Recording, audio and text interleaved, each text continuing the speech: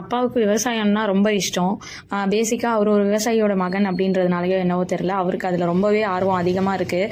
அவர் எனக்கு தெரிஞ்சு சின்ன வயசுலேருந்தே சொல்லிட்டு இருக்க ஒரே வார்த்தை என்னன்னா, உங்களெல்லாம் கல்யாணம் பண்ணி வச்சுட்டு நான் ஊரோட போய் செட்டில் ஆகிடுவேன் அப்படின்றது தான். இப்போ அதுக்கான நேரமும் காலமும் கூடி வரலன்றதுனால அவங்க இங்கே சென்னையிலே இருக்காங்க. இந்த சென்னையிலேயே மேலே மாடியில் அந்த குட்டி இடத்துல என்னென்னலாம் வளர்த்துருக்காங்கன்னு பாருங்களேன். வெண்டைக்காய், முள்ளங்கி, வேர்க்கடலை, கம்பு, அப்புறம் கொத்தமல்லி, மாதுளம்பழம் செடி வச்சுருக்காங்க.